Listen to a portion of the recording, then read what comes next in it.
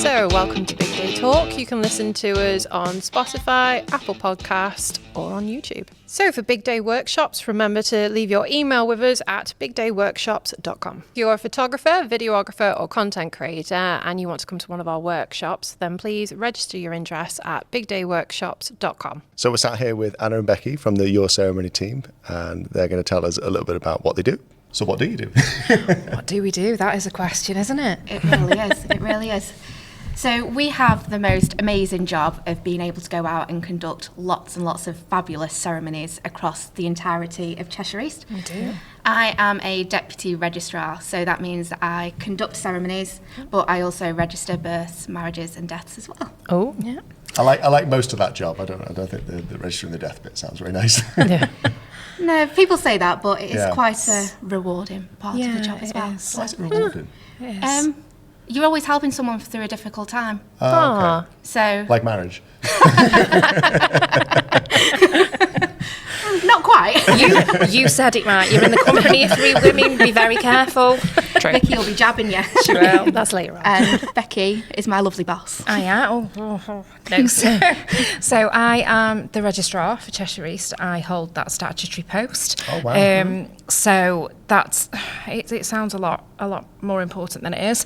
But yeah, I've got Anna and Don't tell the people who work for you. No, I won't. No, don't tell them that. So I've got sort of 13 or 14 of you, just sort of deputising, if you like. And I get as involved as Anna in the statutory side of the business and also the non-statutory side. So do you make the rules? Do you set the rules? Do you... not really. It's like legislation. It's the law. Okay. So probably enforcing them is the right term, I would say. Just making sure that everything is being done according to law and in accordance with statute. So obviously that's really important. But and all the lovely bits as well. So going out and doing the weddings. So yeah. So this is legal ceremonies then. So Yep. this is ran by the state, ran by the council. Yeah, so we actually come under the umbrella of the Passport Office, essentially. Wow. And our head office is General Register Office, which is where all of the laws and the legislation surrounding what we do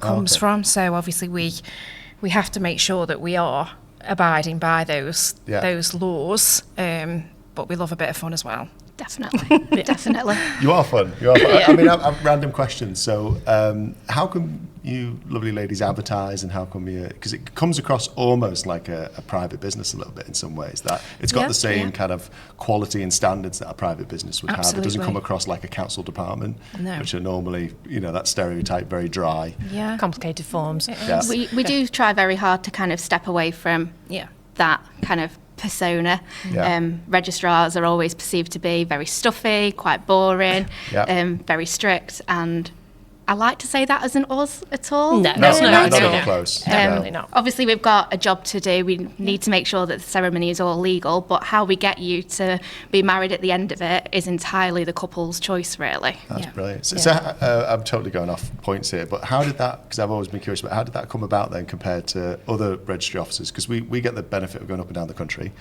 and we get to meet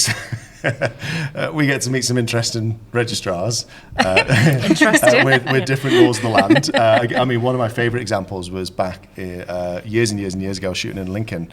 And we got in, the registrar pulls us aside and said, listen, the law of the land is you can only have one camera running during the ceremony. What? Yeah. So, okay. I can guarantee that's definitely not laid down in statute anywhere. And it's just varies so much from county to county, kind of what you're going to come up against. Wales is really interesting. They've got a whole different kind of set of stuff. Yeah. But when did it shift from, or should I say, who kind of decided we're going to make this better? Essentially, because it's always been quite dry, I think, over the years, and then all of a sudden we started working more in Cheshire East, and it's like, wow.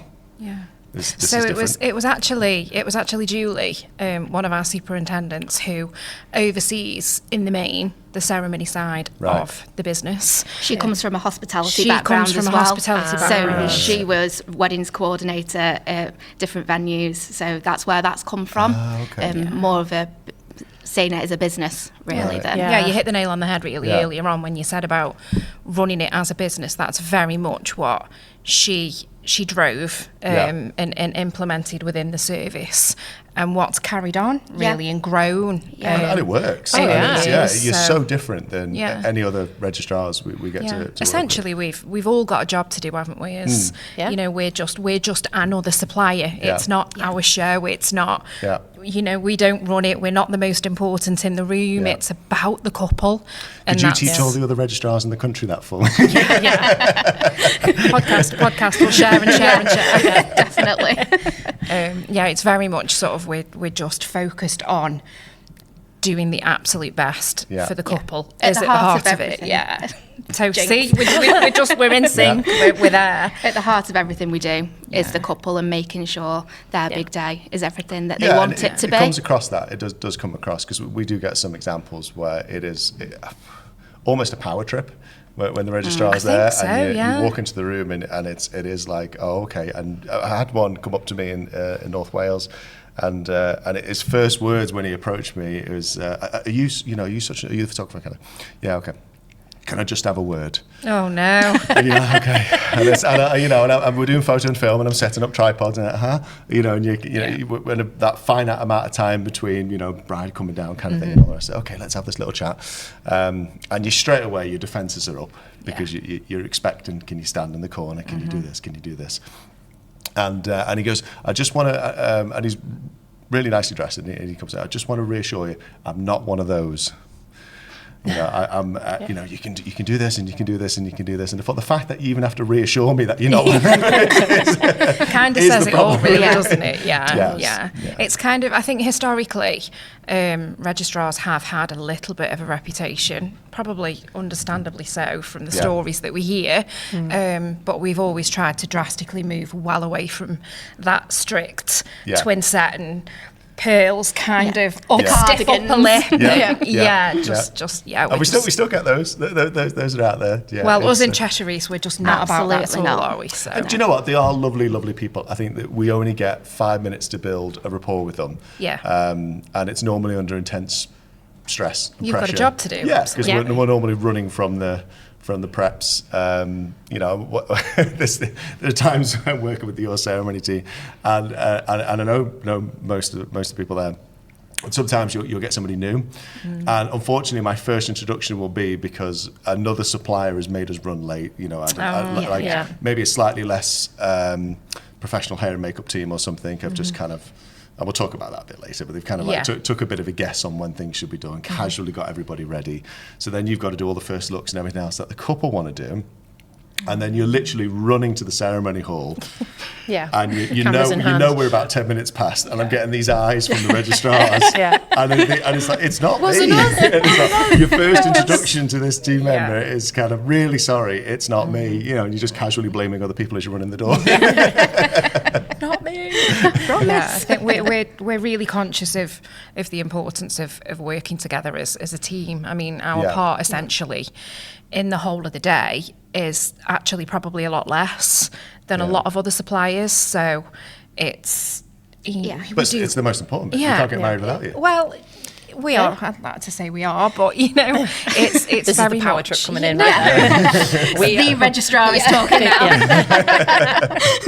It is. We're so passionate about working with our industry colleagues and making sure that Can you imagine the amount of money that they pay for all of those photographs and not being able to get those shots that they want to get because you've got somebody saying you can't stand here or you can't stand there, or it's the couple that are impacted at the end of the day. So and that's kind of what it boils down to. I think any photographer, videographer, content creator will know that one of the issues we have with, say, like church weddings is completely hit and miss, and not something we get here, because in this area, in the Wrenbury area, there's some fantastic churches, and they're really great, they're really accommodating, they're really lovely, but you can walk in and it's an absolute power trip, and it's their house, and you can't argue against it because they can always just chuck you out, and we've been on the edge of that.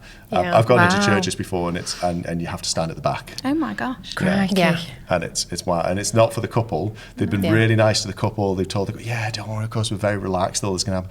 We turn up and the face changes. And it's quite duplicitous because what they've said to the couple and what they're telling us are two completely different things. It's too wear late a by then. microphone or anything. Just refusing to kind of play ball, refusing to cooperate, kind of forgetting that literally the whole point of this being recorded is for them to remember these important things that you're saying. Absolutely. You'd also like to think that it's an opportunity for people to see how amazing your service is. Right. So we have a really good relationship with you guys. You always tag us in things. We always tag you in things. And it's such a good opportunity to show that you are so accommodating, that you can do all these things as part of your ceremony. It all feeds back to one another, doesn't it? It does. So. We've had fun sharing some great stuff from like all the things that you'll accommodate for, like hand tying ceremonies and sand pouring and personal vows and all these great things that you do. And you think with like the church side, you would have, we can make these church ceremonies look, fantastic. We're showing the church in all its grandness with this, drone intro, and it's got kind of all this, dramatic and exciting music to go with it, and all these powerful vows that they're saying, and then the church, the vicar's words coming across really poignant. And we're on their side, If people saw more of that, they would go, "I want to get married in a church. That looks great," and I can feel, I can feel the magic of it, kind of thing. But instead, we get the exact opposite reaction.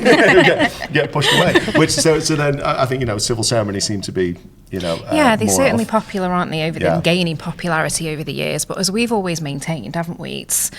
There's room for everybody. Yeah. And I think if, again, at the heart of that working together. Then there is just space out there for everybody to be able to have whatever ceremony they want with whoever they want. So what is a civil ceremony then, for the people that are out there that might be wondering? Essentially, a civil ceremony literally translates to a marriage ceremony without religion. That's in essence what it is, and that's we can do most things within a ceremony, but obviously that's the one thing that we are really restricted by. We can't include any religion. But then I think, well, if you did want to, then you'd be heading to get married in a church, wouldn't you? So, essentially, I think I've seen in, I don't know if it's different in Cheshire East. You might be able to. Well, of course you'll be able to answer this. Set it up to Mike. In North Wales, which we end up kind of in that kind of area a lot. They've had religious aspects to the ceremony. Somebody come in and do a blessing, and they have to do like a half an hour pause between the end of the civil ceremony and the start of, or there'll be some, maybe I'm wrong on the time there. There has to be some sort of significant gap between the end of the civil and the start of the religious element to make sure people don't confuse the two. It's so essentially that the witnesses know which one was the legal ceremony and which one was the blessing. There can't be any confusion between those two ceremonies. So there does have to be a proper gap between the both of them. I don't think there's timing as such. I've never heard of there being an actual time limit. I think our sort of legislation dictates that there is just that clear break. So it's a case of us sort of saying, right, that concludes our part in today's proceedings, and we'll happily then hand over to somebody who is religious and maybe wants to do a blessing. It's just about making sure that we've conducted that bit and that bit's finalised, and then off we go, sort of thing. So it's just about making sure that there's that break. That's all. Good. It has got way more relaxed since COVID, though, I think, with some of the law changes. It's been a lot nicer to not have, because I've been at venues where they'll have an outdoor ceremony, but because that part of the venue's not licensed, it's quite restrictive, wasn't it? They'd have the ceremony, then have to go off to the licensed part to then repeat the vows instead of just being able to. And of course, it extends the ceremony, and it does. Adds a little bit of awkwardness. Ferrying everybody around, and it was quite stressful as a registrar as well, wasn't it? It was. So back then, we were in registers. We were all handwriting out the marriage details into the register, and in the legislation, you couldn't start writing until you had heard the legal words being said. Just in case, obviously, that they don't end up being said as part of the ceremony. So you'd then have to bring them back and do a very short, literally the legal bits in that room. Do you? Yeah. Oh, wow. Do you want to? But the legal words. But then you'd be frantically writing out this entire marriage entry. Yeah. It was fairly busy. It was.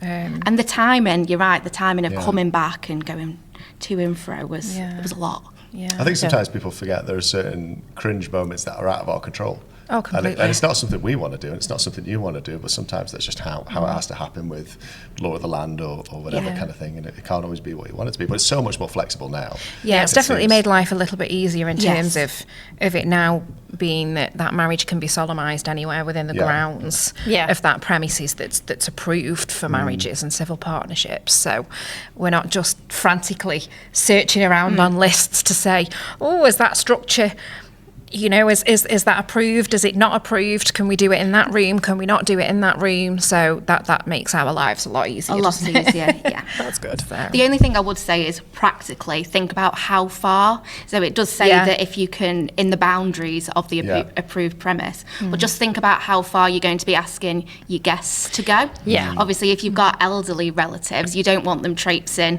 2 acres away, do you? Perhaps you don't ask us to climb a tree. Yeah. I can't guarantee how that'd end out. Very, very badly. Yeah, quite embarrassing. Yeah, definitely in my case anyway. No. So your ceremony team then, so where does that cover? What does that include? So we are a pretty big district in the whole of Cheshire East. It is quite geographically challenging at times, just due to the shape of it, isn't it? It is a funny shaped district. But yes, so we've got around 80, have we, at the moment? 77 at the moment. Oh, 77. But it does ebb and flow, doesn't it? I know does, that Andrew and Julie, Andrew is our ceremonies coordinator, and like Becky was saying, Julie is one of our superintendents. They've been out this last week doing venue approvals. They've gone out to make sure that everything can be licensed and everything is okay for the new venues to conduct ceremonies. So 77 venues across Cheshire East. 77 venues, wow. At the moment. But like you say, that does change, doesn't it, from year to year? So month to month. Yeah, well, it does. Yeah, it does. Do you lose some? Do some go off the... Sometimes. I mean, you do get certain venues that decide it's not worth their while. You know, they may have approved it for a particular wedding that somebody's asked them about, or this would be a great place to get married, or you know, it could be somebody that regularly drinks in the pub. You know, anything as long as it fits the criteria. But it's quite a lengthy process, isn't it, to get approved? There's sort of a few hoops that venues have to jump through, and the fire brigade and things have to be involved in terms of fire exits and stuff like that, and safety. Yeah, it makes sense. Yeah. You're hosting an event, aren't you? So it needs to be done safely and correctly. We have to actually involve other authorities. It's, you know, it's not just us that make that decision. It can be if a business has decided to change direction and where they're going.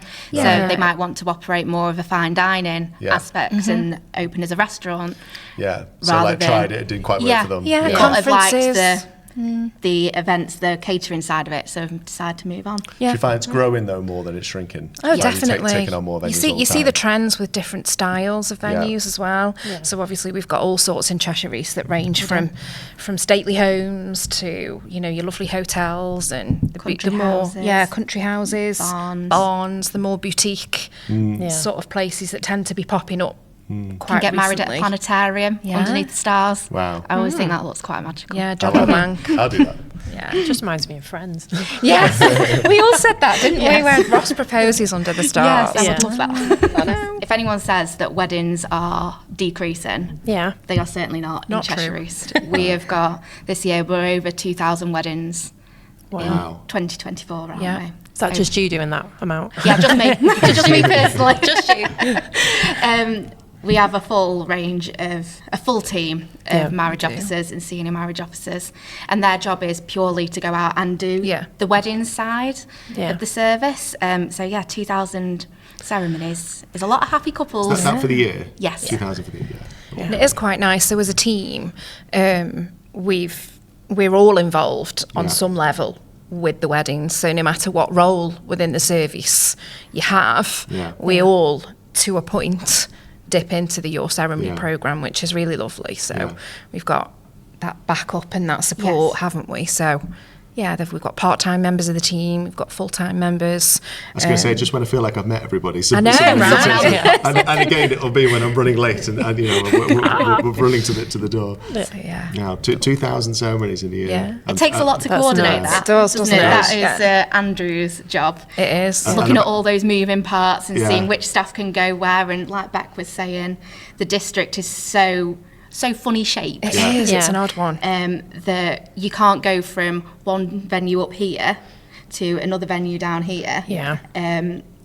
In this time that you've got between ceremonies, so looking at geographically where the teams can go, it's a big old jigsaw puzzle, really. Yeah, we're sort of. I mean, we and go then just when you think you got it sorted, somebody comes along and says, "Oh, I've decided to move my wedding," and it's all about the logistics of where that team can travel to, or we can't exactly send somebody that's in the more northern end of the district. So we range from nearly Manchester right down to sort of nearly back in Stoke, really. So it's huge, and then over nearly into Wales and over the other way near the Peak District. So we cover a lot of ground. Summer is always fun, isn't it? When all the wedding season is nicely busy, you're going from venue to venue to venue, and then there's roadworks everywhere.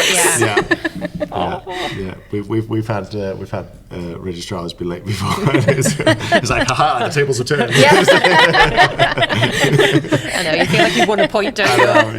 We've had Secret scoreboard, so it's like, finally won one. Had them do very quick ceremonies kind of thing. I mean, the couple wants to do a quick ceremony anyway. Is he talking faster? Well, they've got like another 2 to get to. Yeah. That's it.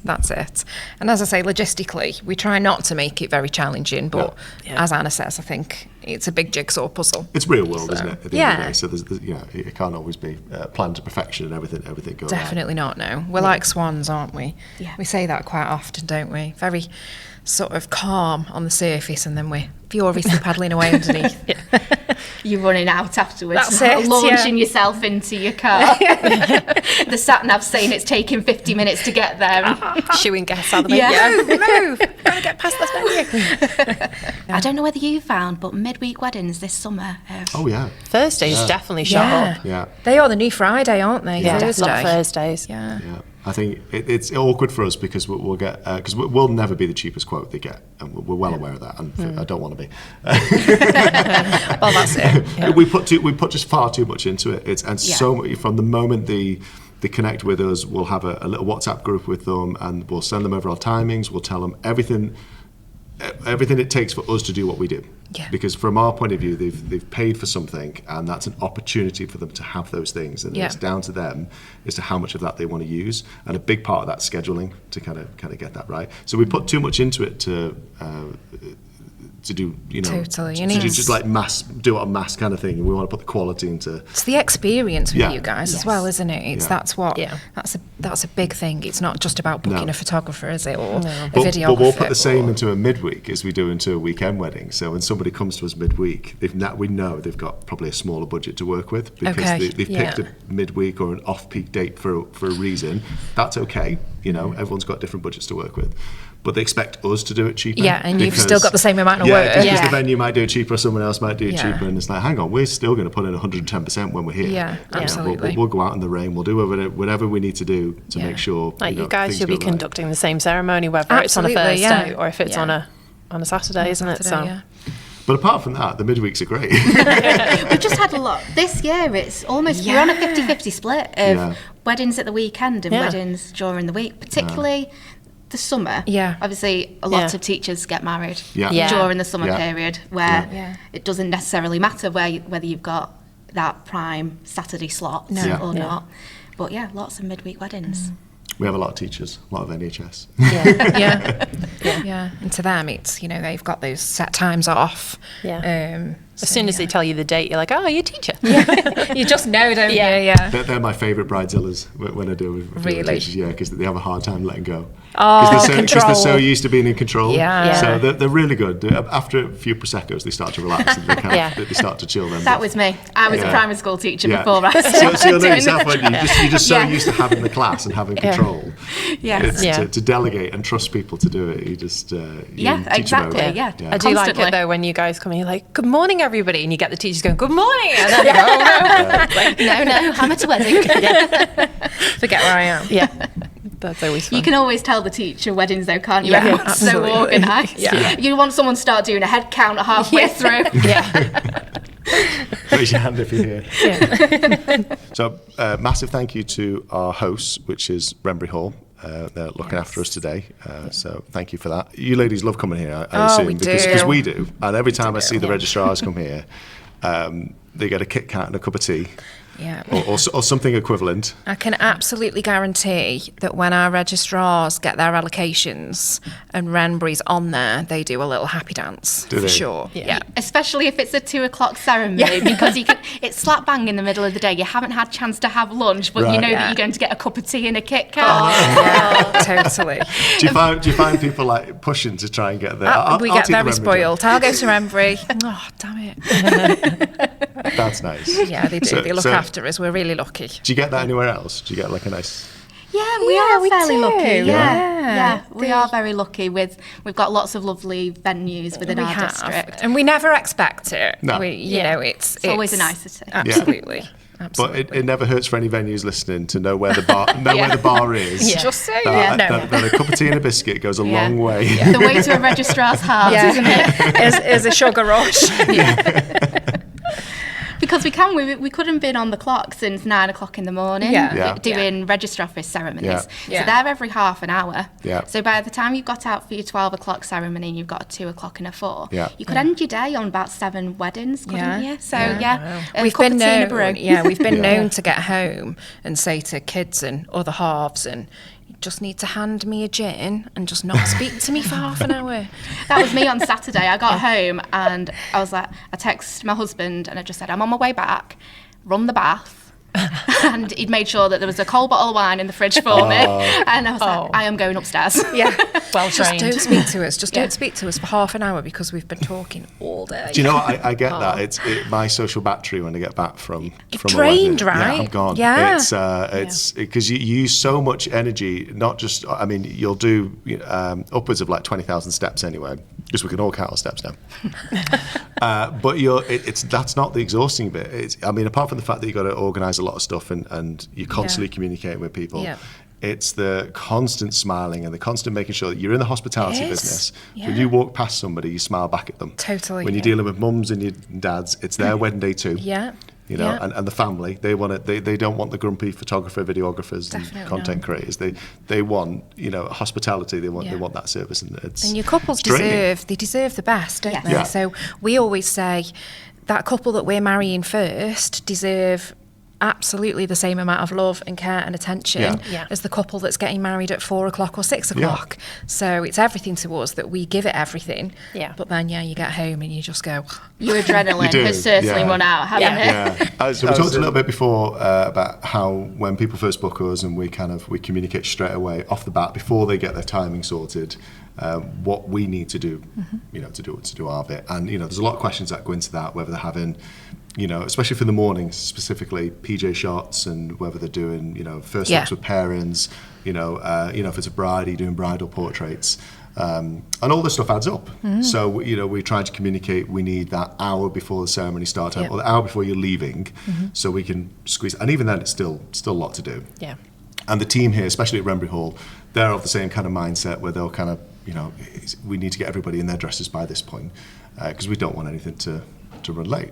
And even though we'll communicate all this and we'll have communication with the MUAs and the hair, and we don't control those, unfortunately, No. we have to go through the couple because they don't always see what happens after they've done their bit. So bless them. We don't want to put any pressure on them, but we really need you to get your job done by this time.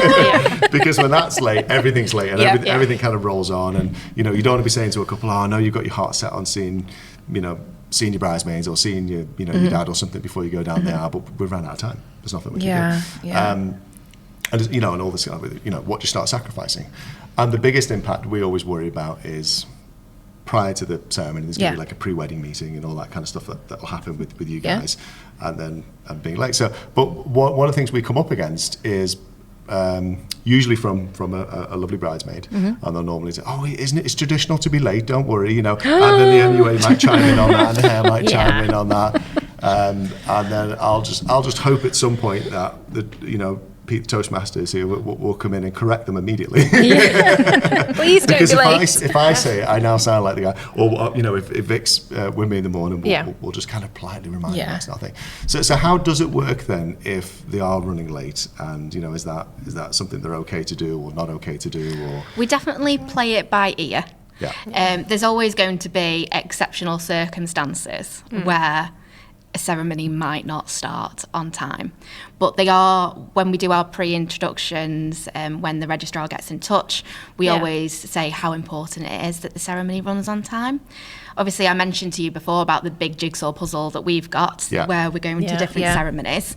So there is the chance that your ceremony could be cut shorter, which nobody wants to happen if you're running too late. But not only is there the implications of being late for us as your registrars, but for the rest of your day as well. Your venue will have started pouring champagne. You certainly don't want that going flat. No, definitely not. Definitely not. The canapes, the chefs doing the wedding breakfast, all those different suppliers will be impacted if the ceremony doesn't start on time. So it's not just us that you've got to think about. Us, no. It's the rest of your day. And you don't get that time back as well. We do explain that to people, that if your ceremony is 10 minutes late, your drinks reception will be 10 minutes short. You're constantly catching up, aren't you, all day? Yeah. So. And when you've got family photos to squeeze in and portrait, and most importantly, time for them to mingle with their guests. Yeah, and time for them to maybe take 10 minutes alone to actually take in the day. And it adds up, but you don't get it back. No.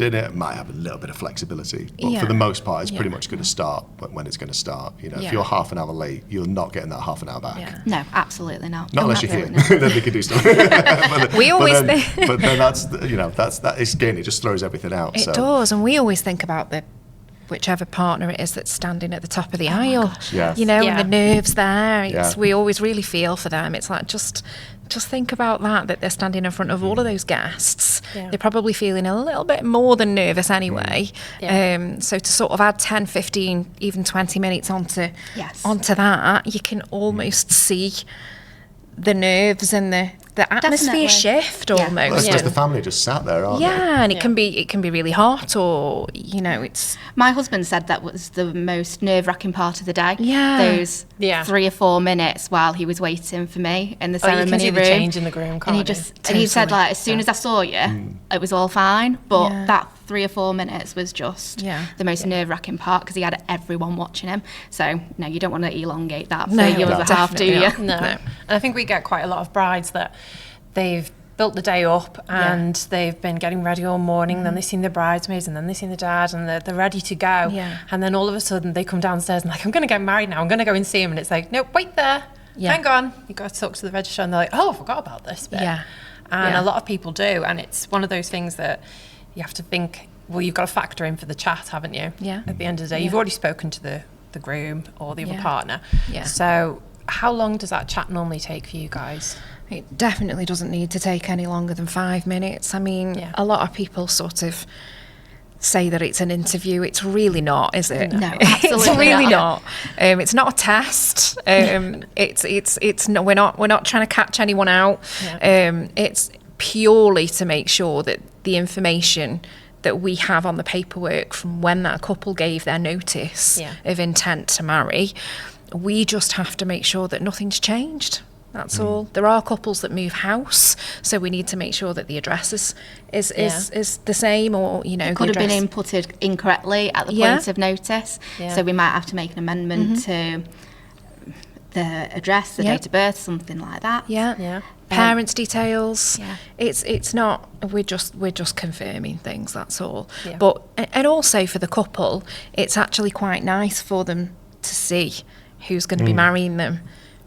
Before, the whichever partner it is that's not at the top of the aisle, that we've not formally met before, all of their nerves seem to sort of, you see it disappear, and they're like, oh my goodness, are you going to be the one that's marrying me? And that's lovely for them to have that conversation with us beforehand and alleviate any nerves. So there are 2 of us, aren't there? There are. That go out to every wedding. So there is the registrar who is conducting the ceremony, and the registrar who has the job of making sure that all the legal paperwork is in order. Right. So we kind of tag team it, don't we? We do. So which one's more fun? Paperwork or doing the ceremony? You know what? Doing the ceremony.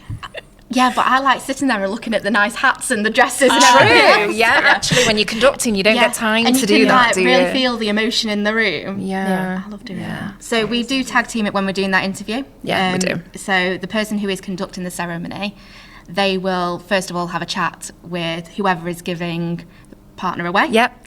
If they are choosing to be given away. And then A bit traditional, but some people still love it. Yeah.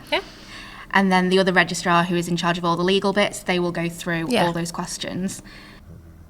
Yeah, so factoring in the pre-wedding chat is something that needs to happen with the timescale, I think. So it needs to be that last hour. It needs to be, you want to do PJ shots, first looks, all those things you want to do, bridal portraits, and then have that 5-10 minute window where you can then see the registrars. And that's really important for us because that works as like a little buffer. So when you're talking to the couple or when the registrars are talking to the couple, that gives us an opportunity to get in the ceremony because we're with them right up until they go down. Of course. And to do photo and film, there's bits of audio to do. Yeah. There's, getting tripods in position for the last moments because you can't have everything where you need it to be. Of course. When the ceremony starts, you need to have everything out the way so you can get all the guests in, then you might need to move that in position, set some cameras off, do some final checks, check in with your groom and things like that. So there's this kind of like tiny little bit of setup time where we normally come rushing in with beads of sweat. You've seen us. And it's that little kind of pinch point, just kind of getting everything sorted. So that little pre-wedding chat for us is super useful. Yeah. But it's great the way you ladies do it because you've always got different registrars in different counties who do different things. I remember being in South Wales.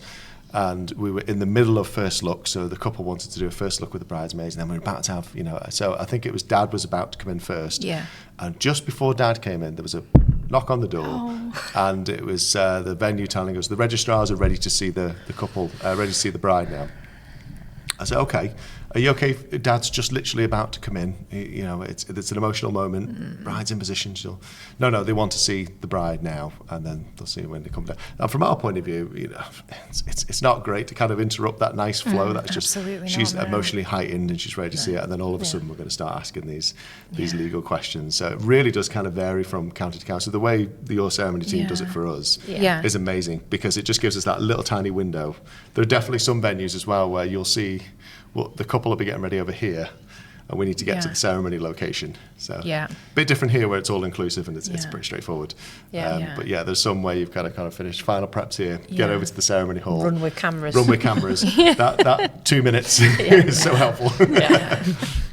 We definitely we try and do what works best, don't we? It's all about communication, isn't it? If we know what's happening and we have such good relationships with our venues and with the suppliers that we work with that we kind of know how everybody works. We know that at this venue you're going to go there to see the bride. At this venue the bride's going to wait outside for you.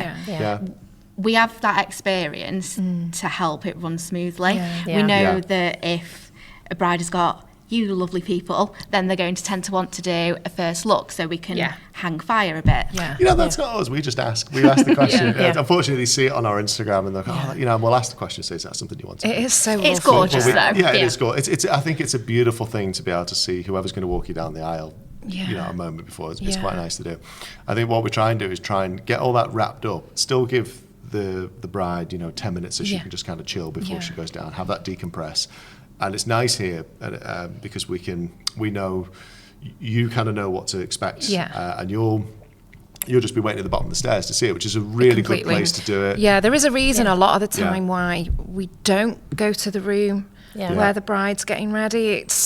It's almost encroaching on their personal space a bit, isn't it? Isn't there, with the final prep? Yeah, and they don't want us there. Yeah, it's busy, and we need them to focus on what we're saying. And when there's a cloud of hairspray and excitement and somebody trying to take a selfie behind. We want them to they need to have those moments, and they don't want us kind of being there and raining all over that parade, do they? Absolutely so to actually, they're ready, they're composed, they're on their way. Yeah, I think it's because, as you said, those questions have to be so official. They don't fit in with you look gorgeous and you look amazing, and they do. But it never hurts to hear that, does it? In your final prep moments when you're about to walk down the aisle, it's nice when the people around you are, being supportive. Totally. And then to have these cold legal questions. Yeah. There's a time and a place for it, isn't there? There absolutely and that is. little checklist before you go in the room doesn't feel out of place. It feels quite right. That's it. Yeah. And obviously, depending on how a lot of venues are laid out, as Anna said, we sort of know with every venue where's better, the venue does as well, or unless we get a specific request, which we'll always accommodate if we can, won't we? But we've obviously also got male registrars as well. Yeah, of course. Yeah. When you're going into a bridal prep room, you don't know what state of undress you could potentially find brides or bridesmaids. It's not a really appropriate place for us to be. No, it isn't. Not a male member of That's why staff it's great as well. for us as a husband and wife team, because there are just moments where I'll just be in the corridor. There's no, I've got other stuff to do. Yeah. I'll nip off and sort something else out, and Vic might be taking care of some dress. That's the amount of brides that you put into the dresses is ridiculous. Oh, it's ridiculous now. Yeah. I know most dresses. She's there. There's a lot of stories. Fastening all the buttons.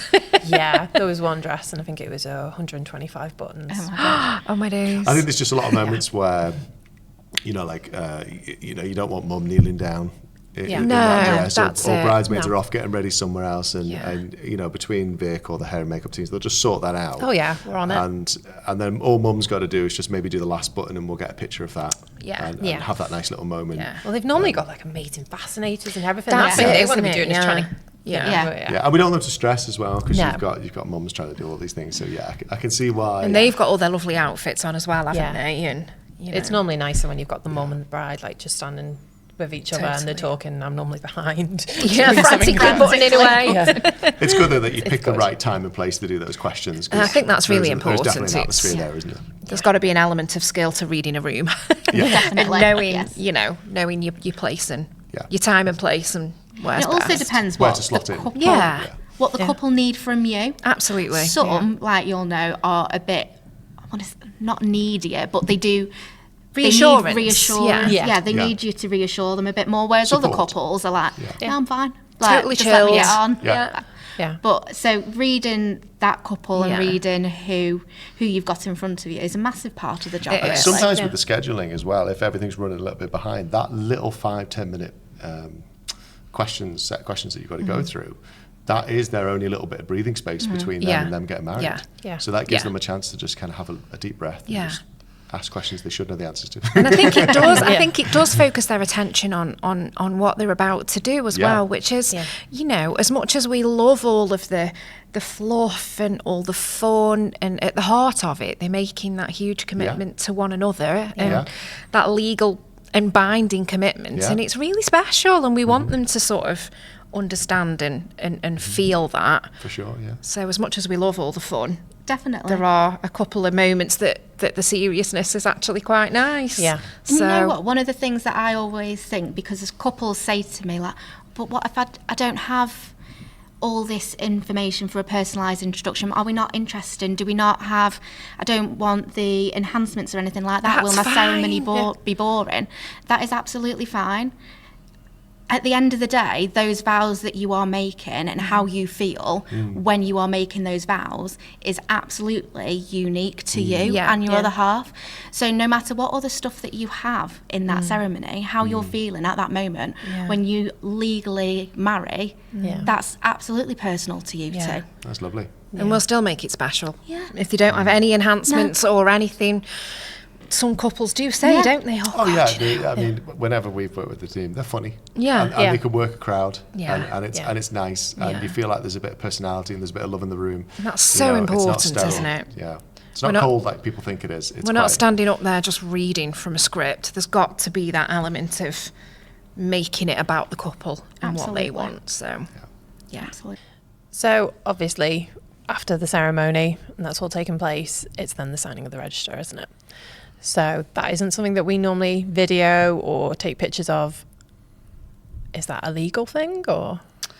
So the register is actually online now. Back in the day before the 4th of May 2021, we did have the big books that we had to physically write in. The only reason that we were always quite reluctant to let any photographs or or filming of that was because there's other couples' details in there. That makes sense. So if you open the sort of the big books, there's 4 entries. There's 2 entries on each page. So we always had to be really conscious of not getting any photographs of anyone else's details. But now we have obviously what's known as the marriage schedule. Right. Which is the information that's recorded, that's then taken back and put into the online system. Right. There's only their details on it. Right. Yeah. So there's absolutely no reason why, if they want a photograph of it, that we're absolutely fine with that. There's nothing whatsoever that says that they can't. Yeah. So we're quite happy. The only thing that we do aren't we? say is that the couple really do need to concentrate Yeah. during Yeah. that time. All that information was the information that the registrar took when the couple gave notice. Yeah. It was checked before the ceremony, and the couple are now, again, checking it again to make sure that everything is spot on and correct. Yeah. Now, if there was an error on that they didn't pick up, we'd then take it back to the office, input that onto the online register, Yeah. goes onto the marriage certificate. If it's on there at that point and there is a blinding error, it's going to cost the couple £99 to get it fixed. And I'm not going to lie, it's a heap load of faff in it. It is a heap load of faff. So We don't want that No. to happen. So what we do say is, if you're taking pictures from a distance, That's fine. that's absolutely fine. We'll get us out the way and do it after. And Yeah, then we'll stage it give with the them pen. the Yeah, signing yeah, pen. yeah. Exactly. Yeah. Because even me doing this job, on my own wedding day, I had Jane, one of our colleagues, She shouted at her. She did. She shouted at me because, as the bride, it's the Yeah. first time that you've seen. You sat at the table, aren't you? Yeah. It's the first time that you see all your lovely guests sat there Yeah. smiling at you. Yeah. I'm there waving, Yeah. and Jane's going, Come on. Anna, concentrate. You know better. Yeah, it's a lot, isn't it? It's quite overwhelming. Yeah. There's a lot going on. You're right, because they come in and they walk that way, and then everyone's behind you, aren't they? Really, so you don't really see them. And the first time you sit down, you are hi. Yeah. Yeah, Face and with understandably, everyone. people are absolutely giddy, aren't Yeah, they? of They've course. just got married, they're on cloud 9 and all of that, but we just sort of say, literally 2 minutes. Just concentrate. have a read Yeah. through, make sure it's right, and I then we'll always get out of remember your way. that the bit I didn't understand was obviously the groom sits down, he signs his name, say Mike Harper, and then I sat down, I'm like, Victoria, Which name? who am I? It's that horrible bit of, do I sign my pre-married name, my new married name? You're like, do I double barrel? What do I do? And then you kind of like, So What- a good what do I way do? that we explain it is the name you woke up with this morning. yeah. So Right. it's the name that you've contracted that marriage in. So you don't sign in Yeah. your new name. Yeah. You sign in the name that you woke up with that morning. That's a good People question, do yeah. always get really confused as Yeah. well. I see a lot on Facebook groups of people saying, but it doesn't say anywhere my new married name. Yeah. Yeah. But it's not going to, because that certificate proves that you on that day Right. married this person Yeah. on this day. Right. Yeah. That certificate is then enough for you to go and change your name with the passport agency, DVLA, your bank, and all that sort of stuff. Right. Yeah. It's not going to say your new married name on it. Yeah. That's really good. But that. it does throw you because It all of a sudden, does. because you're fine. It You does. just, Yeah.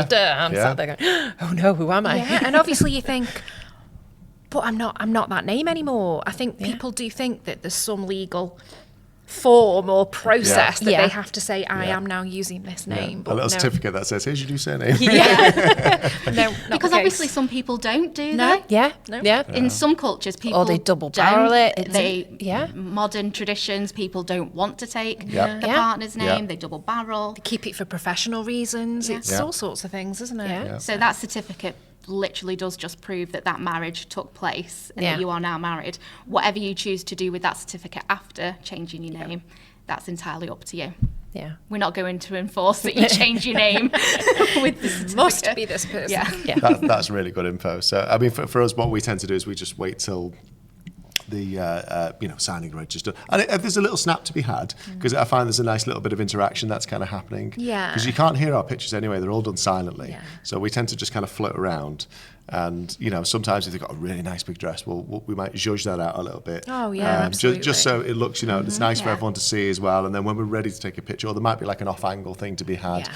But most of the time, there's somebody leaning over the table anyway going, have you checked this and have you checked this? Because they're doing that really important job. Yeah. So there's not necessarily a massively flattering scene to be had. But you also want to get those candid shots, don't you? Yes, there's a little bit of kind of, you just got to read the room, haven't you, and shoot what you think's appropriate. Yeah. And sometimes there's just nice interactions that are happening. You know. But we use that opportunity from a film point of view as well to de-mic everybody. So we'll collect in your microphones to make sure you're not going home with them, which I'm sure you probably have to do all the time. Oh my gosh, I am such a tea leaf. I have people chasing me out of the ceremony room to get them. But I am the office tea leaf, aren't I? If anyone's taken a pen, it's me. Yeah. After 18 years, we worked out the best way to do it. Well, not after, but you know, during that process, we worked out very quickly. Best thing to do during the signing the register: de-mic everybody, reset all the tripods, pack everything away that we need to do. Use that time. So we got enough of us that we can be taking pictures and shoot what we need to shoot, but get everything repacked and ready. Take everything off yourselves. Take everything off the groom so he can just kind of relax again. That's a really good idea. And then we're ready for walkout. Yeah. And there's no way anyone's going to go home with that precious audio. Because it's just an inconvenience for you. It's an inconvenience for everybody, isn't it? Yeah. It's all those things that you pick up with the years of experience, isn't it? Completely, yeah. Yeah. Yeah, we work with a lot of people, and I get the benefit, and you get the benefit too, don't you? Sometimes we're photo, sometimes we're film, sometimes we're the two together. We're working with content creators, all sorts of people. And everyone's at a different skill level or different experience level. So sometimes we're just watching the world burn, wondering where we can kind of like suggest maybe that's a different way to do stuff. Yeah. Sometimes if you're on film, you're basically just playing second fiddle to the photographer because you want them to follow that direction. And you are watching this disaster unfold. And like a car crash in slow motion. Yeah, it's like, I don't want to undermine you. You know, it's how do we just subtly explain? Maybe there's a different way that could be done because when you've done it for a long time, you kind of you see. Well, that's it. Yeah, it's the logistics of all of that, isn't it, during the ceremony? Definitely. So definitely. And I think with a couple, you've got to kind of rely on your suppliers and their experience. They are the experts in what they're doing. Because as a couple, you don't really get married every weekend, do you? No. I don't know many that do. So you've got to rely on the experience of your suppliers and take their advice, take their lead on things. Definitely. So it does seem to vary from county to county, though, and I don't know if that's whether that was a UK change or whether it was because I know in North Wales, very, very strict. Don't go near that register. May as well be radioactive for us. But like, you know, the amount of times I'll turn and forget that I'm in North Wales and not in Cheshire East, and I'll go to get a snap, and these evils will just come at me, and she'll come over and they'll talk to you, and you go, I'm really sorry, you know. And I assumed we're just all now on the same page. I think it must hark back to the days of the registers when Is it a UK thing? Is it changed across the schedule system? There's no registers at all anymore. So there's legitimately no reason. Even churches, there's no registers. It's all schedules. That's actually one massive bonus point for a church that we've noticed they've never cared. And it's a really nice scene in a church when the register's being signed as well, because the vicar will just kind of lean over, just do that there kind of thing. They'll step out the way and they're all signing. It's all this kind of lovely, and I think maybe that's where people get confused, that they're having this nice moment in this church at the signing of the register. You know, because they're at an altar as well, aren't they? So it's got this whole extra romance going on with it. And then you walk into a civil ceremony and you get that. Definitely not in Cheshire East. No, it's fine. Couples will remember from when they gave notice of marriage that the registrar has to ask things in certain ways. And it's not just because we're being really fuddy-duddy. It's because it's that law thing that we've got to abide by. So that we will have to ask a question in a certain way. They're legally prescribed, aren't they? But so what's an example of that then? The really long one. What's the really long question that... Have you ever been through any form of marriage or civil partnership in this or any other country? Oh, okay. So it's that's quite a long one. And everyone always goes, have you ever been through any form of marriage? And they go, no. I'm like, hang on, I've got the rest of my question to ask you. But it's just establishing that, you know, they are legally free to marry, which again, as Anna says, is the most important bit. So that's all we're doing, and just making sure that what we've got on the paperwork corresponds with what they're telling us. So obviously there's a lot of forms that people have to fill in. Yeah. Is there any wild occupations or... cool ones that anybody's put there is, down? isn't there? We've had a circus ringmaster. Yeah. Wow. Okay, that's We cool. loved I know. that, Yeah. circus Love that one. ringmaster. So one of our registrars we really had a titter about this, didn't we? She married a couple of months ago, and the groom's occupation was a grower. A grower. So you can imagine where everybody's train of thought went with that one. I think it was because when she announced, when she said, "And what is your current occupation?" He went, "I'm a grower." He's obviously very impressed with himself on that. Obviously. Just to clarify, I think we are talking gardens and grass, but Right. we all had a bit of a giggle about that one, didn't we? What was one of your favourites, Beth? My favourites, I think, had to be the kitty wrangler. Kitty wrangler and rowers. What sort of job is this? Literally herding cats. Literally, Right. that is literally what it translates as. Yeah. And then we had a chicken chaser. That was a funny one, wasn't it? Then you can see the cogs turning in our minds as they say it. Yeah. And he said, "No, that is actually what I do. I chase chickens."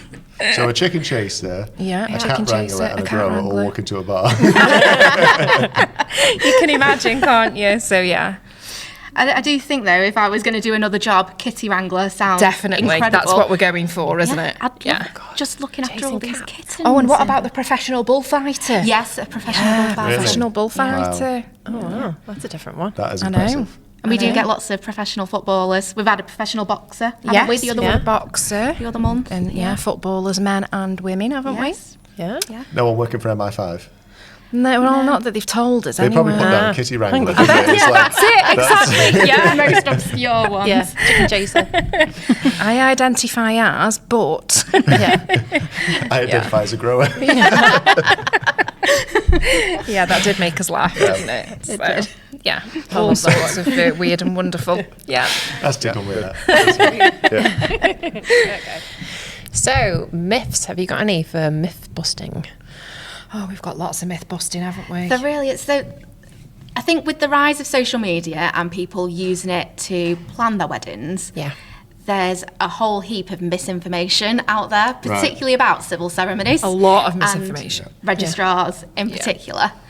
One of the things that is said a lot is that you can't personalise a civil ceremony, Yeah. which is absolutely, completely untrue, particularly in Cheshire East.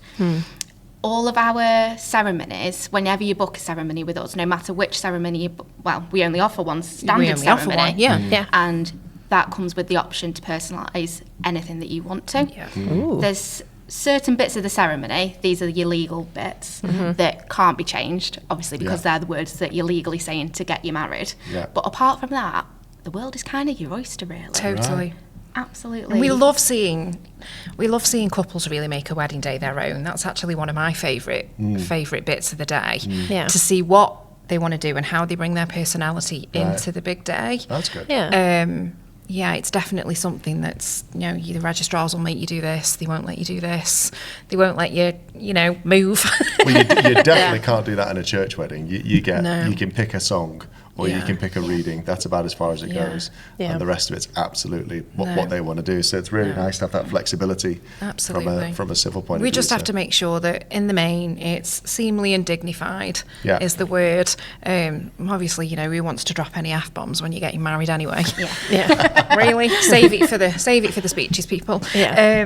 And religion. But other than that, it's... So, have you had any crazy themes or anybody ask anything for you guys to wear? We have I don't kind know, of, again, we're touching on social media with what Anna was saying. We get lots of trends. Yeah. So there's lots of things that are trending. Yes, definitely. The wedding rings is a big one at the moment, Yes. isn't it? Have you? I don't know whether you've done one where the wedding rings have been hidden underneath the chair. Yeah. Yeah. Yes. So your reaction? Cringe. Yeah. Yeah. So we love it as long as it's done properly. Yeah. Yeah. So it's really taken off over the summer, Yeah. and we have learned a lot from it. We have. As we've become more experienced with said trend. Yeah. Yeah. If you do want to do it, absolutely fine. Just tell people in advance. Yeah. We will be totally open with whatever you want to do. Yeah. We will discuss it with you. Yeah. But like you guys are experienced in what you do, we are also experienced in what we do. Yeah. We know how a ceremony runs. We know how things work. Yeah. Don't hide the rings under any random chair. make sure that it's someone that you know. Yeah. So it's a surprise to all the guests. Yeah. But it's not a surprise to you two, or it's not a surprise to the registrar.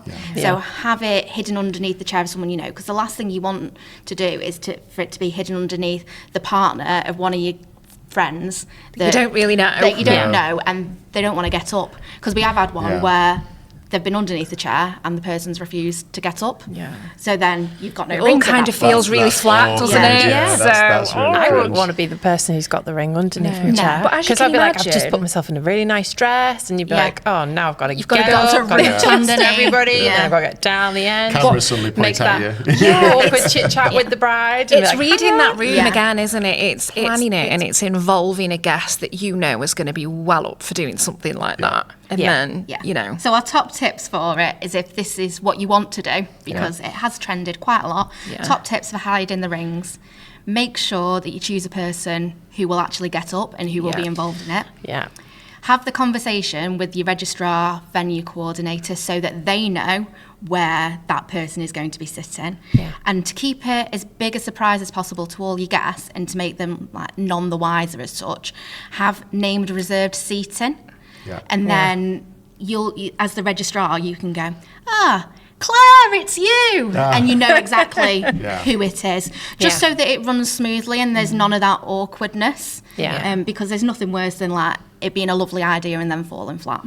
It's the same with the unity ceremonies as well. We absolutely love it, don't we? We love including them, but talk to us. You know, plan it and make sure that we know what's happening, we know what you want out of it, the reason that you want to include it, whether it symbolises anything for you. Don't sort of leave us hanging. Thing. We've had some amazing themed weddings, haven't we? Oh, was that what that was? Was that? Oh, right. Okay. I think so. That would explain it. I think it might have been some sort of Halloween themed. Right. Maybe. Okay. Yeah. That's pretty cool. I love a medieval one. Oh, do you? Yeah. I love Harry Potter. I love the Harry Potter ones. Yeah. Done a few. Get a lot of those at Packverton. Packverton do. Yeah. Do they all themed come with the wedding. capes and just sit there with their wands? It's amazing. Like all the guests. I think it was Annette that did that one, and she did get She got fully involved. She didn't did. She wrote part of the ceremony and made it into a spell, and got everybody Right. involved Oh, like wow. that. Yeah. We've had Star Wars, haven't we? Star Wars, yeah. Yeah, Star Wars, where we literally had the stormtroopers on stage. Oh, Was that on brilliant. May the 4th by any chance? It was, I think, wasn't it? It was on May the 4th. I think it might have been. Game of Thrones ones. Yes. Oh, yeah. Oh, brilliant. I've done a hand tying at a Game of Thrones wedding. I like that. Themed wedding. That was amazing. Yeah. So Is there any other wild stories that you've had? Any other kind of like really extreme? we've had birds that have gone a bit wayward. Oh my haven't we? gosh, yeah. You've been attacked. Not quite attacked, but Just flown off with the rings. Oh, God. Oh, when the owl's been sat at the top of the room, and the fella's got to come with a bag of meat to bring him down. What owl was it that was particularly naughty? Was it Tango? Can you remember Tango? I can't think he's remember his retired name. now because Right. he did go a Yeah. bit feral. yeah. I think they realised, didn't they, fairly quickly, that if they were naughty and they flew up with the rings, Yeah, you'll get then a lot of someone would have to Right. Somebody come. is that- Yeah, give Is me that like treats. his last day and he's like, I'm think going to so, fly I'm up going there. out with a bang. They're going to Yeah. come get me for the rings for a change. So I think what they do now is it's all very grand and all the guests think that the owl's got the rings. Right, And then right, there's They like actually a substitute. It's got a pouch, but there's nothing in it. And the best man secretly sort of Right, the classic hiding the switch out. pouch. Yeah. A bit more Okay. sensible. Switcheroo. Yeah. Switcheroo. Yeah, Okay. Yeah, Tango, that's a good Tango idea. frequently used to just sit up in the rafters and like, no, I'm not coming down. We've had a penguin, haven't we? Oh, we've had a penguin. penguin? Yeah. Penguin. Yeah. Was that a Chester Zoo or something?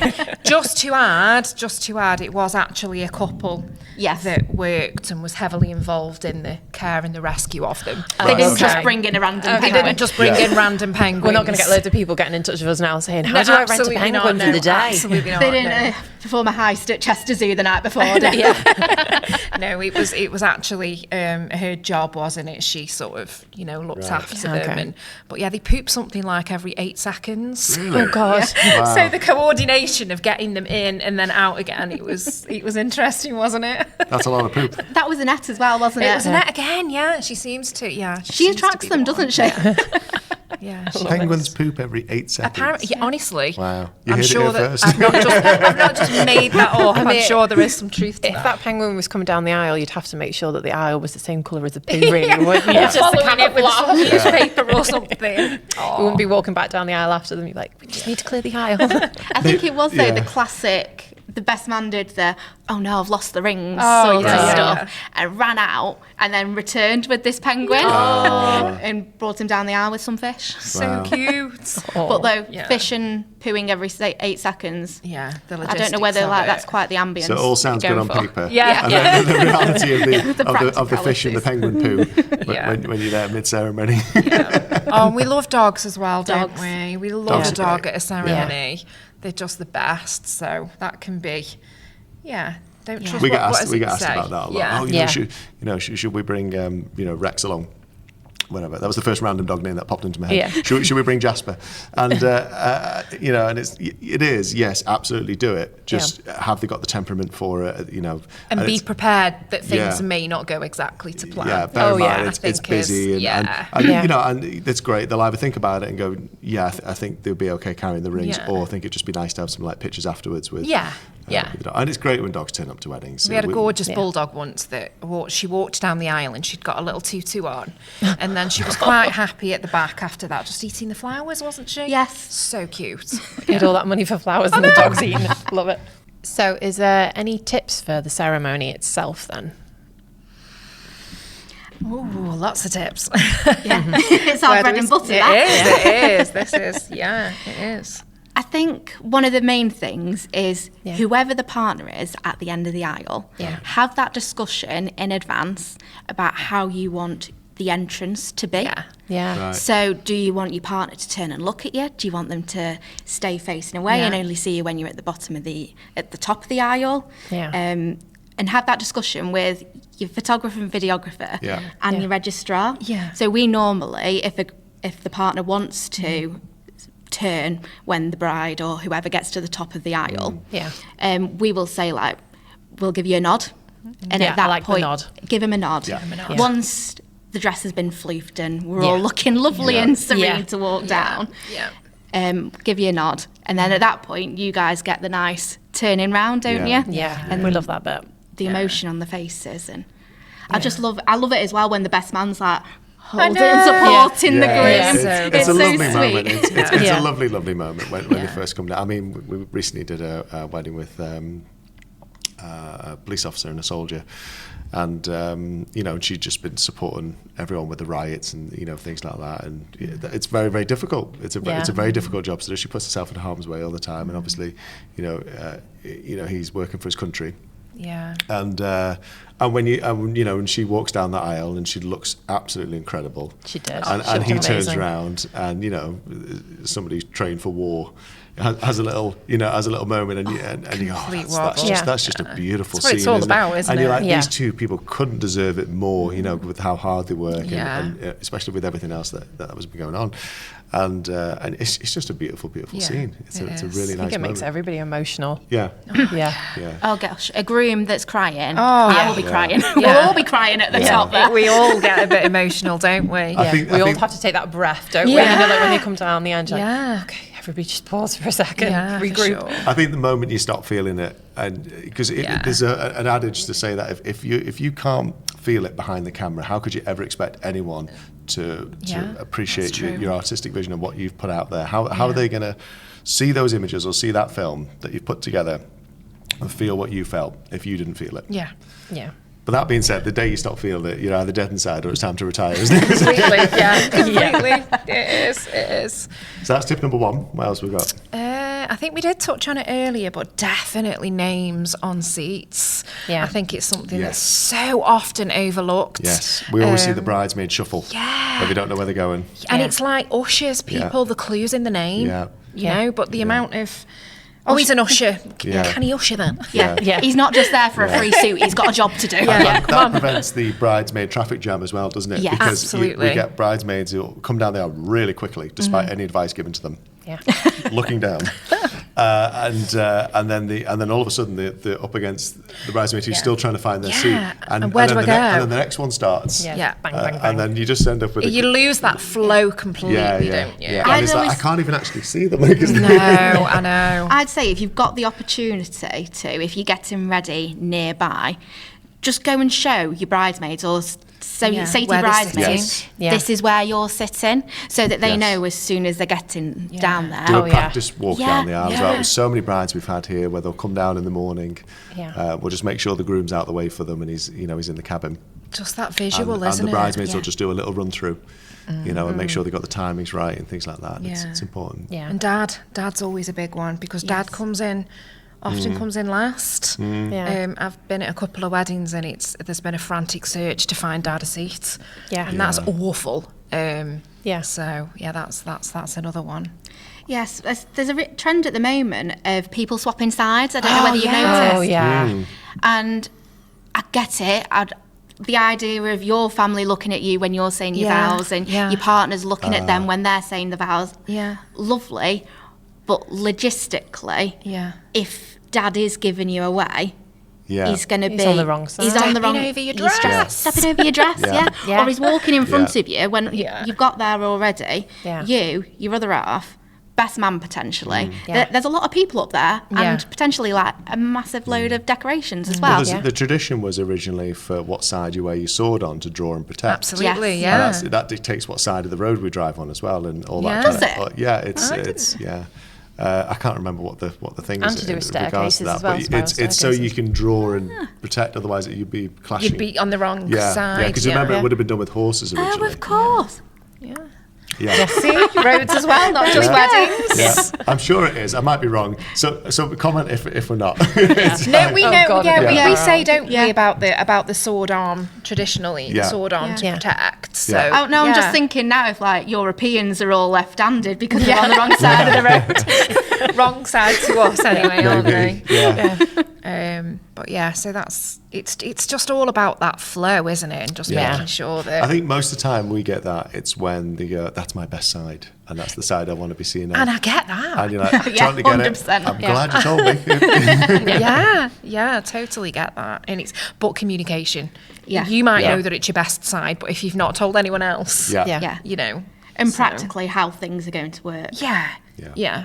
There's lots of people, all your suppliers have got lots of experience. Just talk to him because we might be able to offer a solution. Yeah. If you've got really little ones walking down the aisle, bless it's them. amazing. Oh, but yeah. they do get stage fright. They do. If they do, don't force it. Don't make them. Make sure they've got somebody they know that they can go to, and all of that. Yeah, or you get little ones that are throwing petals and they're so cute. You're like, we're going to get to the end of the song before they got to the end of the aisle. And taking their sweet Or then time. they'll get distracted and start waving at someone that they know. It's like, come on. We won't be offended at all. always try, anyway, don't we, logistically, to not be planted in the middle. We'll always chat with you. You know that we chat with you guys. You guys are amazing. I mean, Which way do you want us to go? What's best that Yeah. we do?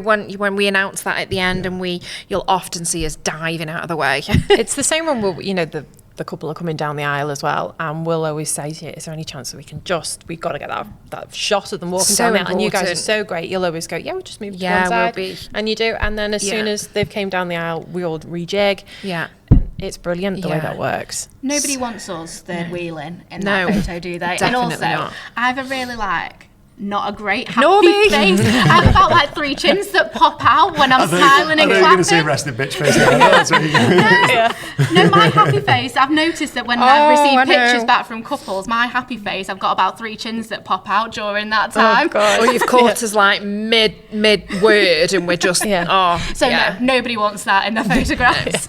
no. I mean, we just tend to work around whatever you guys want to do, but that you're so good at kind of accommodating for, and we work with your ceremony team all the time, and I can see them kind of stepping to one side, and they're conscious that there might be a static camera over their shoulder or something. Because we have it set up so we can kind of cut back and forth to different bows and things like that. Yeah. But it's also designed so guests can come up and stand and talk, and the ceremony can be conducted without that need to kind of constantly move around, because the more moving we do, the more noticeable it is. And we want to keep everything, subtle as much as we can. For somebody who's 6'8" can be subtle. It's You're hard to miss, aren't you, Mary? I know. Definitely. Yeah. It's definitely my Achilles heel in some situations, but it works in others. Yeah, talking about the readings, that was another one. We always say, if you're having a reading during your ceremony, just make sure that the person's really confident and comfortable in doing that reading with whoever you choose, and don't read it from a mobile phone. Oh, yes. Oh, and maybe not a shaky bit of paper when someone's nervous. Oh my gosh, it's so loud, So isn't it? loud. You don't realise how loud paper can be. And if they're quite shaky anyway and quite nervous, and then they're reading something, that can just send them over the edge, can't it? Yes. So we love a card or, you know, even a book reading. Yeah, Yes. no, I love it. Like when you guys give them, or I don't know if it's you guys or if you just recommend it, you know, for writing their own vows. Yes. Those books. Those books are gorgeous. They're aren't great. they? I mean, we use them a lot in our lay flats and everything. Yeah. So they always look lovely. And, you Yeah. know, it's handwritten notes. You can, the things that they cherish for the years to come. So, And yeah, it's we again love that. it's those aesthetics, isn't it? And it looks so much better. Yeah, especially when you guys In your like, photos. here's your vows. Here's your vows. Yeah. It always looks nice, you know. Last thing we want is the groom pulling out his mobile I phone know. from last night. Oh, hang on, there's a picture. I should Yeah. delete. And then we're like, oh, no. Scratchy bits of paper that's been pulled out of a pad. You Yeah. don't want that, do you? I did just as the bride was about to walk down the aisle once, the groom's phone, his alarm went off in his pocket, and he was like, What "That's was it, getting reminding married?" me that I'm getting married." Oh. Nice. It's like, well, you're here, so that's good. Yeah, that was quite funny. But yeah, turn your phones off. So we provide content creator style services because just people have that need. They need that fix, don't they, for that kind of instant content, and that's fine. So we've incorporated that now into what we do because we know what we're doing with film and we know how to do it in a subtle way at least. And what we found is that kind of ticks that box for couples who kind of want that instant mobile phone footage and Of course, all yeah. that kind of thing, and the hopes that they don't feel as much pressure on the guest to kind of capture stuff from their very unflattering angles. Yeah. But I have noticed though, when we go into a lot of ceremonies now, there's already a sign that, I mean, the best one I saw quite recently was the one saying, we've hired these people, don't bother. But most of them now, when you go in, there is the unplugged sign, and it is normally because they don't want to be staring at iPhones when they first come in the door. They want the guest to actually take a moment, enjoy it, you know. Through their eyes, not the phone. Be present. Leave the people who are having to deal with all this technology in front of them anyway to deal with that. Do you find that's like more of a popular thing now with unplugged ceremonies? Definitely. It's part of the spiel that we give out to couples, isn't It it? is, yeah. Have to think about whether you want us to announce it. Yeah. Lots of couples do ask us to announce it, or if they've got a Toastmaster, the Toastmaster will do that job. Yeah, as it's well. about not wanting to post those unflattering pictures as well, and Yeah. before evening guests may have seen them, you know. So it's we are often asked, aren't we now, that please don't post anything until we say we say so, or That like, makes you know, sense. you guys have got that fantastic content that you've just been talking about, so there's no need anyway.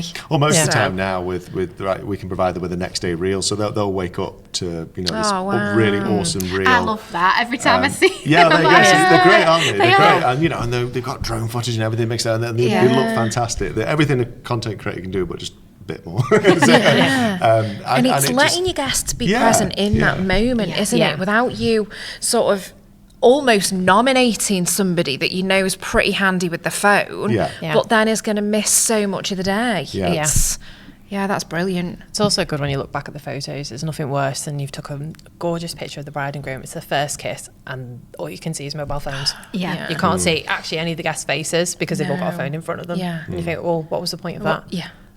You can't look walking back down on that the and go, aisle oh, look, with that's a nice iPhone that they've got there. Yeah. I don't know who that person is that's behind it, but yeah. We've got Uncle some, whoever looks really happy that he's got married. We've got some very ugly scenes where they've, you know, didn't want to do film, and that's okay. Yeah. But then on their photos, you know, like best man will have like a bright yellow iPhone cover or something that he's filming. That's it, that you're just drawn to, aren't you? Leaning half out kind of thing, and you go, I mean, if they're cool with that, that's fine. It's your wedding, you know, it doesn't make any difference to us. But we do get asked, we do get asked a lot. It is quite popular now, isn't it? That people are like, no. It's probably the most common thing that we do get asked. I think it's because we all need a break from our phones, don't we? Kind of Definitely. thing. There's some things that just need to be a real scene, a real moment, you know, to actually enjoy. Yeah. Feel all the feelings. So what happens if somebody's lost the rings? You get the age-old, the best man going, I've forgotten them. gosh, if I had a pound for every time that happened, I wouldn't need to work. It doesn't... I've never had it where the ring has been lost, as in it's not been in the box. Have you? No, nor me. But we do have a lot of Dropped rings. we've had dropped rings, and we have the best man not knowing whose ring's in which box. So there's lots of faff, frantic shuffling. Yeah. Oh no, it's not that one, it's not this one. And some ring boxes can be quite, like the rings can be in there quite tight. Yeah. So would that be a tip then? Yeah. Maybe both the rings to be in the same box. Yeah. And if you are having a ring pillow, I haven't seen many ring pillows for a while actually. but Well, they were quite a thing, range, weren't they? I'll tell you what's really good about your ceremony team that I really like is when the best man comes up to do it, they'll say, and if you could just hand the ring over, and now if you could just take 2 steps back. Yeah. Because they step over and They stay right in there. Yeah. All the That angles intrigued. are lost. And, because we've normally got the back of this person. And really, they don't need to be actually stood there. They just need to hand the ring over and take a step back. So it's really great that we don't take the rings from the best man either. We want it to be about that exchange between the best man and the couple. There's more chance of dropping them if there's a third party involved. Whether it be a man, a child, an owl, or a dog, whatever it may be. What I do always say though to the best man or to whoever is presenting the rings, literally just present that box to the couple, so they can take the ring out themselves. It just avoids nervous fingers because nervous fingers drop things, don't they? And ring pillows that you were just touching on earlier on, or the amount of ring pillows that they've got ribbons on, and the ring gets literally tied on in knots, and people have had to run for scissors. It's like, no, just place them on the pillow, place them on, and then pop it in a bow, so then you can just untie it. They secure it on in a double knot and then don't actually think about how you're going to get it off the other end. See, we could have solved that problem because all of the team have got scissors on them. We all have them on our crochet packs, hooks. crochet hooks and sewing There kits and all sorts of stuff. tissues. Jacks of all trades. There are so Utility many belts. I literally have my Batman style utility belt that I wear. But there are so many scenes where, especially when working with the guys in the morning, and and they'll put on their jackets Tags and all the rest. and It's things. tags hanging out of everything. They're everywhere. Gosh, Bride goes to put a veil on, and there's a tag hanging out of it, and all the rest. You can't exactly just yank it, can you? There's always that. The scissors are always never to be found. Yeah. So the big question I really wanted to know was, do you ever have anybody objecting to the actual wedding? Oh, well, it's not quite like it happens on EastEnders and Emmerdale, is it? Although, as much as I love the drama, absolutely not at a wedding.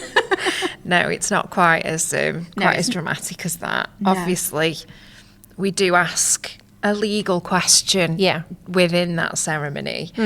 If anybody objects, and it is an important and it is a legal question, but we don't get any. It should have been me, kind of thing, But I have actually seen a couple of videos circulating online where guests have been doing it as a joke. I'm just going to put it out there. Please don't. Please don't. Please don't. That's not fair. It's not funny. It will stop the wedding because we have a legal obligation to investigate it. So what happens then? So somebody stands up and says, decides to be clever.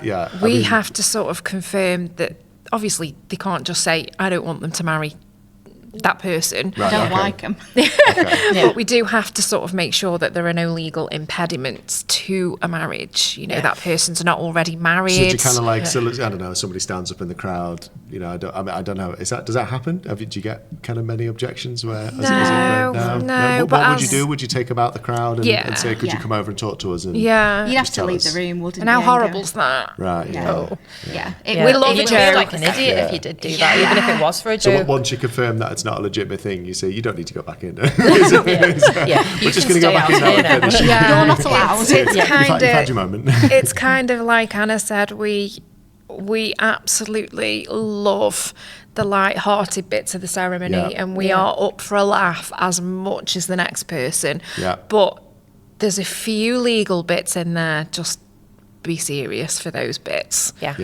That's what we try and get that point across, don't we? We will have as much fun as the next person, but just... I think the only time that we've had any noise during that bit, it's normally a dog or a baby. Kids, and we're fine with that. At that point, we normally say, kids always say the best things, like, no. Well timed. We're okay with that. That doesn't count. But And you can see like the relief on a couple's face once that couple of seconds is over, and they've had a giggle with the guests. And that's things. it, and that's fine. That's fine. But just don't be that person. Don't. So I have a question. Any stories of anyone saying no when they ask, "Do you marry this person?" I don't think we have we? Or do you take this person, I should say? It's not like love at first sight or any of that lot. No. One of my favourite things, though, is, and it's never done on purpose, it's that part of the ceremony with the lawful wedded wife. Yeah. And it's That Freudian slip. Yeah, and they go, awful wedded wife. But it's a legal bit, so you have to redo it, which then just makes it worse. Yeah. But, it just cracks me up. Lawful, awful. Yeah, awful. There was always that kind of bit that reminded me of the like Newcastle kind of style accent as well. It's that why I take. That's it. Is it no lawful wedded reason why I take? I know of no lawful reason why I. Why I? It's I'm going to hear now. It depends on how they say it. It's when they go, why I take it. My husband, he always thought that the bit where it says this place has been duly sanctioned, D-U-L-Y. Duly sanctioned. So he's like, Julie's been here, she said it's okay. So he was like, if you're doing it, does it mean that you've Anna sanctioned it? I was like, no. It's been duly sanctioned. Has anybody fainted during the ceremony? We get a lot of fainters, don't we? Well, not a lot. Do you guys have to pause or what? Yeah. Oh my goodness. Open a few windows. It's always usually down to... It's normally the groom, isn't it? Really? Too hot. Yeah, they're all dressed Tweed up, aren't suits. they? Yeah. They've had a few beers in the morning. No breakfast. Dehydrated. Not much breakfast. Candles in the room. And if they've been in the room for quite a while, then it can get a bit warm and they might feel a bit... Yeah. Oh. I remember a fainting groom and his mum was literally furious. With him. You had any breakfast? So there's another top tip. Eat your breakfast. Still in complete mum mode. Yeah, that was quite funny. But when you wake up, I'm going to... That's, we just sort of try and, we'd always make sure that they were okay and water, get them a drink, sit them down. That's probably one of the things though, isn't it, is I don't think people realise how much heat little candles give off. Yeah. So much heat in quite a confined space. And maybe consider a 3-piece tweed suit isn't maybe the best option if you're getting married in June. Yeah. I know Totally get it. we get rubbish weather, but... Yeah. Although draw the line at shorts. Oh no, not Yeah, shorts. Not keen on legs out. That's not. No. Not Even super classy. at the weddings abroad, it's like, really? It's like, you're going to wear shorts the rest of your holiday. Come on, put some pants on. Yeah, get dressed. Come on. Yeah. What's the situation with alcohol then? So, how drunk can you be? You can't drink. You can't take. I know you can't take alcohol into the ceremony room. No. Which always throws people because I watch. We're shooting the guests as they arrive, and I watch them go order this full pint, and I know it's about 60 seconds before Toastmasters about to call everybody in. Yeah. And, you're not going to like what's going to happen next. No, you can't, and that is sort of written into the legislation, isn't it? There's no food or drink of any kind. Right. It's not just alcohol. Oh, okay. Obviously, a little bit of water for a groom or a bride that's not feeling too crash hot. I didn't realise it was no food or drink. Yeah, it is. Okay. Yeah. It's no food or drink at all, isn't it? I think we try and sort of say you wouldn't sit in church with a pint, would you? Right. So why would you want to sit in your seats with drinks? I've got a great photograph of, it was in the church local to here, and the best men all passing, while they were signing the register, all passing down this, the hip flask. hip flask of whiskey. Yeah. And they're all just, they wait till the vicar turned and then they take a swig. And then they pass it on, the vicar turned and take a swig. And there's all these little cheeky faces in the pews. Yeah. I do have to get my old teacher voice out. Yeah, we have to get teacher voice out, don't we? I really hope that's water in there. And they go, yes, it is. So how many beers deep can you be to still get married? I know that's a difficult one. It is a really difficult one. I think it's just about, think about your day. It's going to be a long day. Yeah. I'm not saying don't have a Dutch little bit of courage. Dutch courage beforehand, but just you want to remember it, people. Come on. Yeah. Well, what about from like a legal point of view to make sure they're of sound mind kind of thing as to what they're doing? I mean, there's something to be said for the fact that they've turned up and they're wearing a suit and wearing a dress. Come on, they know what they're doing. Yeah. But it is their wedding day and they do have to repeat legal words Clearly. and understand. Clearly and concisely and understand. And some of them are quite long. Yeah, aren't they? some of them are quite long. If you have had a few bits. Solemnly is always the one that catches Yeah. everybody out, isn't it? Solemnly and impediment. Yeah. But from a legal point of view, no, there isn't No. anything that we That's can say as to how many No, you we're can not going to have. start but breathalyzing no. people, are we? But yeah, you can say the words, you can Yeah. legally get married. Yeah. But just think like, So that's the threshold. You've got to be able to. Yeah. Got to be able to say that. you've got to be able to say solemnly. Walk in a straight line. Yeah. Yeah. I'm walking. Yeah. I mean, come Yeah. on. Well, yeah, with those candles down the aisle. It's like the testament you do in America, isn't it? You know, they stand out. You know, can you do this with your nose? Can you say? That white line on the floor. Can you do the alphabet backwards? You know, you can get married. I'm not Fail even at sure I that. could do that sober. Yeah. Never No. mind. Sober, I No, I would definitely fail at that one. Yeah. It's the whole day's a party, isn't it? Just Yeah. your ceremony's half an hour. Just get through it. Yeah. So we'll wrap this up. Okay. Massive thank you for coming on and spending time with us. No, Really thank you for appreciate having it. us. Where can they find you if people want to find out more about Your Ceremony team? And the I will services hand you over offer? to our social comedian. Our social comedian. Doing so well. So you Would you like a do-over or do you want social comedian? Yeah, she can be a social comedian, that's fine. Our your social job media coordinator. So our social media, we are on Instagram, Your Ceremony 001. We are on Facebook as well, just as Your Ceremony, and we are on TikTok, which is Your Ceremony as well. So thanks for listening. This is going to be in the usual places. So it'll be on Spotify, Apple and YouTube. And remember that if you want to take part in any of the Big Day workshops, then please get in touch, and you can do that by going to www.bigdayworkshops.com and leaving your email. Yes, and that's for photographers, videographers and content creators. And just a final thank you to Wrenbury Hall for hosting us. Thank you very much. And thank you very much to the Your Ceremony team. Thank you Thank so you for much. having us. Bye for now. Bye for now.